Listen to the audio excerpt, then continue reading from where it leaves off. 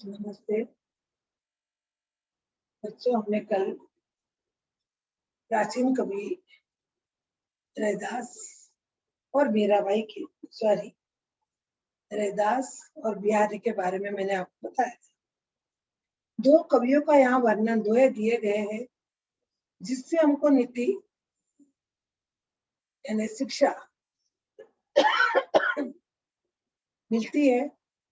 और वो अपने छोटे छोटे दोहे के माध्यम से हमको कैसी नीति शिक्षा ज्ञान दिए कि हमें कैसे लोगों से, पहले मैं आपको फिर से रेम के बारे में एक संक्षिप्त में बता रही हूँ कि कैसे हमें सच्चे मित्र की पहचान करना है। और दूसरे में आपको हमारे पास यहाँ पर पानी पानी पानी 3 बार का अर्थ शब्द देकर तीनों शब्द के अर्थ अलग अलग बताए गए। और जीवन में अगर पानी न हो तो हमारा जीवन भी हो जाता है। उसी तरह से मानव के पास अगर उसकी अपनी इज्जत न हो, अपना कैरेक्टर न हो, तो उसका कोई मूल्य नहीं होता है। यहाँ पर कवि ने मोती का उदाहरण देते हुए आपको समझाया था। अब इसी तरह से प्राचीन कवियों में बिहारी का वर्णन, ये भी एक प्राचीन कवि है और इन्होंने अपने जीवन काल में कैसे कैसे दोहे लिखकर एक प्रसिद्धि प्राप्त की है कि घाघर में सागर को भरा। अब देखिए घाघर का अर्थ क्या है। छोटा सा कलश, जिसको आप तेलुगु में से बिंदा भी बोल सकते हो, घड़ा भी बोल सकते हो। तो वो छोटी सी गगरी गोल, जिसका पेट का आकार बड़ा होता है, मुंह छोटा होता है, उस घाघर के अंदर सागर को कैसे समाना, ये कला सिर्फ बिहारी को आती थी। इसका तात्पर्य क्या है? छोटे छोटे दोहे, लेकिन उसके भाव बहुत विशाल है। इन छोटे छोटे दोहे में कितना अर्थपूर्ण बातें हमको बताई है, ये उनकी विशेषता है। तो कवि बिहारी का जन्म 1595 1595 और उनका काल 1663 को माना जाता है। प्रसिद्ध रचना इनकी बिहारी सही, ऐसे तो इन्होंने बहुत कुछ लिखे है, लेकिन एक विशेष जो जग जाहिर हो चुकी है, सब में प्रसिद्ध हो चुकी है, वो है बिहारी सतसई। जिन दोहों का संकलन जिस किताब में किया गया है, उसका नाम दिया गया बिहारी सतसई। विशेष इनके दोहे नीति परक होते हैं। कोई बात मैंने ऊपर के दोहे में भी आपको बताया कि इन दोहे में नीति परक होते हैं। नीति परक का अर्थ है कि नीति को जानकारी होना। इनके दोहे के लिए गागर में सागर भर देने वाली बात कही गई है। यानी एक तो जो बात मैंने आपको पहले ही बताया, वही इस बात के लिए आपको समझाया गया है।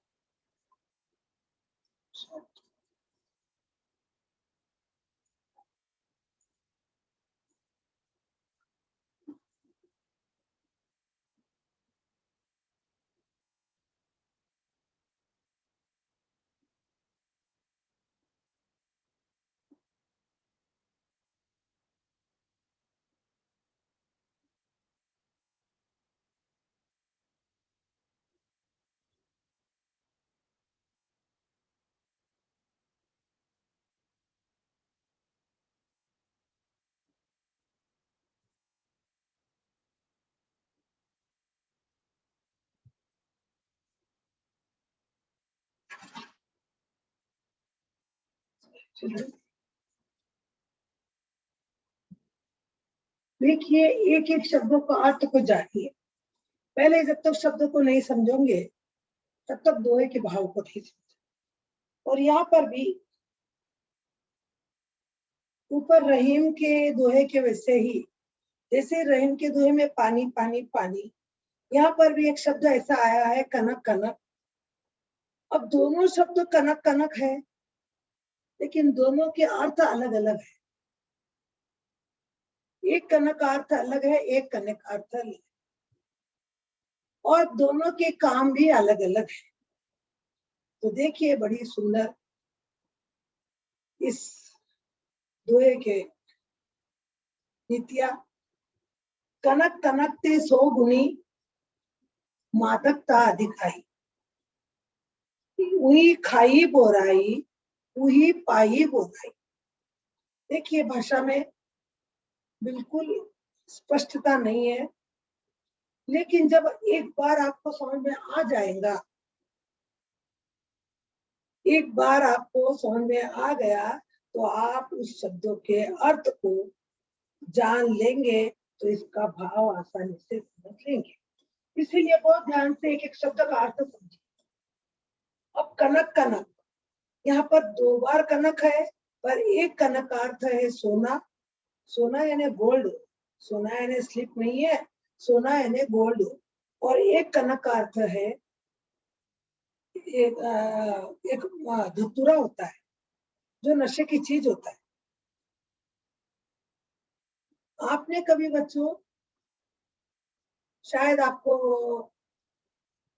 तेलुगु में या खसखसालू बोलते हैं शायद, और हिंदी में उसको खसखस बोलते हैं।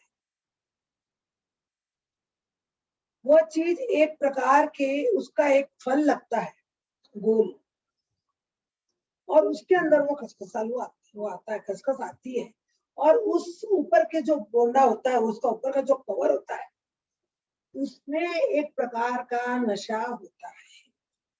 और आपको पता है या न पता हो तो समझ जाइए कि खसखस भी एक प्रकार का ज्यादा खाने पर हमको उससे भी मध्यम नशा आता है। तो यहाँ पर कवि ने हमको सोना और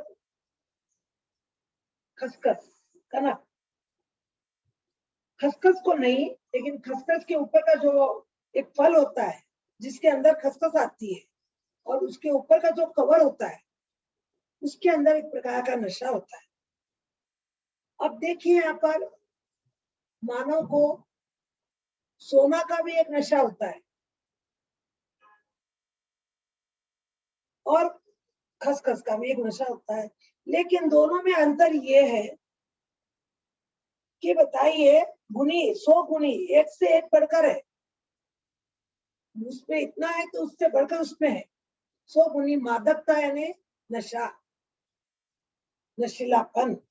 अधिकाई यानी अधिक, अधिकाई यानी एक में इतना है नशा, तो दूसरे में उससे डबल है। इसीलिए कवि ने यहाँ पर बताया आपको, कनक कनक ते 100 गुनी, मादकता अधिकाई, एक कनक से दूसरे कनक में नशा अधिक होता है। पर कैसे? उई खाई, उई यानी उसे, उई खाई बोराई, बोराई शब्द का अर्थ है पागल। दोनों की काम अलग अलग है, दोनों में नशा है, दोनों को पाकर आदमी पागल हो जाता है, बेभान हो जाता है, उसको होश नहीं रहता है। लेकिन एक को खाने से, उही खाई बोराई, यही पाई बोराई, ये यानी इससे, उसको खाने से आदमी पागल होता है, और इसको पाने से आदमी पागल होता है। अब आप ही बताइए कि कौन सी चीज खाने से और कौन सी चीज पाने से, बताया कवि ने। ध्यान रखिए बच्चों, जो पहला कनक है, जो हमें बताइए आपको, जो गुंडा के रूप में आता है, उसको खाने से व्यक्ति पागल हो जाता है। और दूसरा कनक का अर्थ है सोना, सोना, हेम, स्वर्ण, इसके पर्यायवाची शब्द है सोने के, गोल्ड के। तो देखिए इसमें एक खाई, एक को पाकर आदमी, सोना अगर मिल जाता है, इतना पागल हो जाता है, इतना पागल हो जाता है कि उसको होश नहीं रहता है। एक बार ये पैसा, ये धन आदमी को किस कदर से पागल बना देता है। एक बार किसी एक छोटी सी कहानी याद आ रही। एक व्यक्ति को लॉटरी खुली। पहले लॉटरी का बहुत निकलता था, आज भी होता है लॉटरी बोल तो चलो कोई किसी को 100 रुपए लगाए उसको जुआ खेलता है और कुछ करता है तो उसमें उसको अधिक प्रॉफिट हो जाता है। तो वो इसमें इतना पागल हो गया, इतनी खुशी हुई उसको कि वो कुछ उसके पैर भी जमीन पर नहीं टिक रहे। अब मैं ये कर लूंगा, वो कर लूंगा, शेख चिल्ली के ऐसी बातें बनाने लगे। शेख चिल्ली ने अपने चाहने की दुनिया में बहुत सारी दुनिया बना ली, लेकिन जब झटका दिया गर्दन को तो पूरे विचारों को झटके लग गए और उसकी बनी बनाई दुनिया बिगड़ गई। तो कोई भी चीज अति मानव के लिए अच्छी नहीं होती है। तो इसमें अगर आप लोग जैसे खसखस भी है, कुछ दवा के रूप में, मात्रा के रूप में कुछ खाओगे तो आपके हेल्थ के लिए बनेंगी, वो आपके सर के दुख को दूर करेंगी। लेकिन जिसको अनुचित मात्रा में खा लिए तो वो व्यक्ति कभी सुखी नहीं हो सकता, अपनी जान भी खो सकता है। उसी तरह से लॉटरी में पाने वाला व्यक्ति इतना मदहोश हो गया, इतना मदहोश हो गया, उसकी खुशी उसके अंदर में पाक समा नहीं रही थी और इतनी खुशी में वो इतना उसको तकलीफ हुआ कि उसका उसी समय में हार्ट फेल होकर हार्ट अटैक आ गया। तो कहते हैं कि ये दोनों चीजें मानव के लिए बुरी है। कौन सी दोनों चीजें? एक कनक यानी धतूरा का बीज, धतूरा बोलते हैं उसको हम हिंदी में, तेलुगु में मुझे पता नहीं, मैं बताऊंगी आपको, चीज भी लाके बता दूंगी हो सके तो। और एक है सोना। ये दोनों अगर मानव को अति मिल जाए तो आदमी एक को खाकर पागल बनता है और दूसरे को पाकर आदमी बेभान हो जाता है, उसको होश नहीं रहता है, उसको लगता है कि दुनिया में सबसे महान आदमी मैं हूँ। इस तरह से जीवन में हमें इन चीजों से लिमिट में रखना चाहिए। इतने पागल भी नहीं होना है कि हमारी जान भी जा सकती, ऐसी इस नीति को अपनाना चाहिए। दोनों का नाम एक है लेकिन दोनों का काम भी एक है, लेकिन एक को खाकर और एक को पाकर आदमी क्या हो जाता है? बुराई शब्द का तो पागल। अति कोई भी चीज की अच्छी नहीं होती, ये बात भी आप ध्यान में रखो। किसी भी चीज में अति अगर आप करोगे तो एक दिन आप रिपट कर पड़ोगे। अब देखिए दूसरा, कवि बिहारी ने यहाँ पर इस दोहे के द्वारा आपको नल की प्रवृत्ति से आपको उदाहरण दिया है। नर की अरु नल नीर की गति एक कर जोई, जे तो नीचो हवे चले ते तो ऊंचो हुई। क्या बताया आपको? भाषा जब तक आपको समझ में नहीं आएंगी तब तक आप इसके अर्थ को नहीं जानोगे। नर की अरु नर नीर की, नर यानी आदमी, अरु यानी और नल यानी पानी का नल, और नीर यानी पानी। आदमी और नल की प्रवृत्ति गति एक ही होती है। वो जितना भी ऊपर चढ़ता है लेकिन अंत उसे कहाँ आना है? नीचे ही आना है। आप देखिए न, कितना भी ऊपर ऊपर ऊपर ऊपर चढ़ता है लेकिन उसका अंत कहाँ है? वो कहाँ मिलता है? आकर कहाँ समाता है? नीचे ही। उसके लिए कवि ने उदाहरण दिया नल का, कि नल की गति भी वही है, उसको कितना भी ऊपर चढ़ाओ आप, पाइप के द्वारा उसको ऊपर चढ़ाओ, मशीन के द्वारा ऊपर चढ़ाओ, लेकिन जब नल को आप खोलेंगे तो पानी ऊपर जाएगा या नीचे आएगा? तो यही मानव की प्रवृत्ति है, कितना भी ऊंचा जाओ लेकिन अंत उसका कहाँ है? नीचे ही होता है। जे तो नीचो हवे चले, जे तो जितना वो नीचे चलेगा ते तो ऊंचा हो, तो वो जितना ऊपर जाएगा पर उसका अंत तो क्या होता है, नीचे ही आना होगा, कि नीचो हवे चले ते तो ऊंचो हो, कितना कितना भी कर लो ऊंचा जाएगा, लेकिन उसको जब हम लोग उस चीज का उपयोग करेंगे, वो कहाँ गिरता है, जैसे नल का पानी नीचे ही गिरता है, ऊपर नहीं जाता है। हम पाइप के द्वारा उसको ऊपर ले जाते हैं, लेकिन जब उसकी प्रवृत्ति क्या है, उसका क्या है आदत, तो उसको नीचे ही आना। तो उसी तरह से यहाँ पर उस नर की व्यक्ति की पहचान उस नल के द्वारा की गई है, कि हमें कभी भी जीवन में घमंड नहीं करना चाहिए। कितना भी ऊपर जाओ, आखिर तो हमारा अंत नीचे ही है, झुकने पर ही हमारा काम होगा, अकड़ कर रहे तो हमारा काम होने वाला नहीं है। तो नर को कैसे रहना चाहिए, नम्र होकर रहना चाहिए। उसके लिए कवि ने उदाहरण दिया नल का, कि कितनी मेहनत करके हम उसको ऊपर चढ़ाते हैं, पर नल खोलते ही पानी कहाँ आता है, नीचे। ऐसी नर की प्रवृत्ति भी है, वो कितना भी ऊपर कितना भी महान क्यों न बन जाए, लेकिन अंत उसका नीचे ही होता है। इसलिए जीवन में कभी अभिमान नहीं करना चाहिए। इन दोनों के दोहे के माध्यम से आपने कुछ नीतियां अपनाई है, कुछ शिक्षा प्राप्त की है, कि जीवन में हमें कैसे, कौन सा हमारा मित्र होता है, किसको हम सच्चा मित्र कह सकते हैं।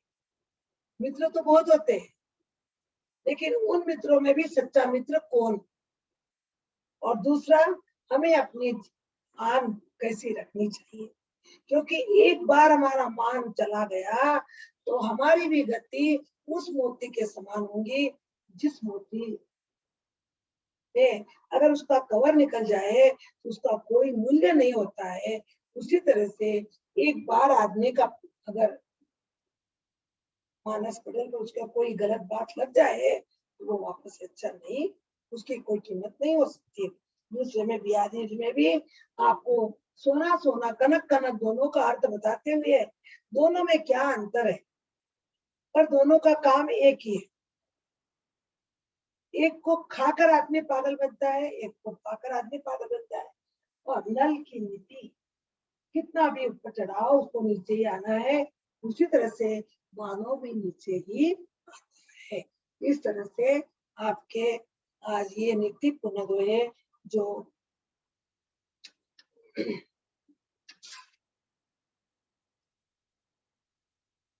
रहीम और बिहारी जी ने आपको इस दोहे के माध्यम से इस संसार के अंदर कैसी नीतियां, कैसे हम अपनाना चाहिए, इसके बारे में आपको बताया है। अब इसके अंदर आपको आपके वर्कशीट में मैं जो काम दूंगी उसे आपको करना है। फिर भी आपको कुछ शब्द ऐसे भी आ सकते, कवि परिचय का ध्यान रखिए, और उसी के अनुसार आपको इसमें, जैसे एक क्वेश्चन है कि कोई शब्द मैंने गलत दिया है, मतलब मैच नहीं हो रहा उससे, तो वो शब्द मैंने दे दिया, तो वो शब्द कौन सा है। तो जैसे आकाश, तारे, चांद और धरती, अब इसमें कौन सा बेमेल शब्द है, आप इसको समझना है। इसमें बेमेल शब्द है धरती, क्योंकि चांद, तारे और सूरज ऊपर है, लेकिन धरती नीचे है। उसी तरह से नीर, पीर, जल, पानी, अब इसमें देखिए कौन सा शब्द आपको उसके मैच नहीं हो रहा है, वो है पीर। नीर, जल, पानी, ये सब वाटर के पर्यायवाची शब्द है। मीत, रीत, मित्र, दोस्त, इसमें आपको है रीत शब्द बेमेल। जग, संसार, विश्व, मग, इसमें आपका आंसर है मग। चलो आप इसी के साथ अपना समझ में आए उतना आप क्वेश्चन करिए। पेज नंबर 59 में हो सके तो आप अपने क्लास बुक में कवि परिचय दोनों का भी, और यहाँ जो प्रतिक्रिया प्रश्न है उन दोनों को भी आप आंसर में लिखिए। धन्यवाद।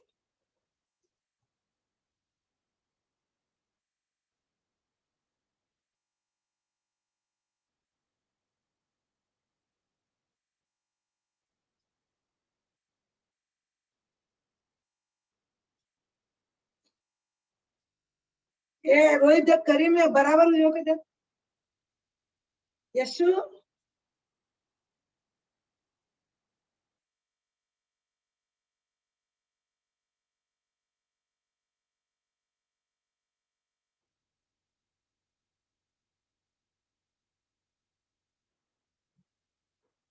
देखो करीम है वो बराबर हो के देख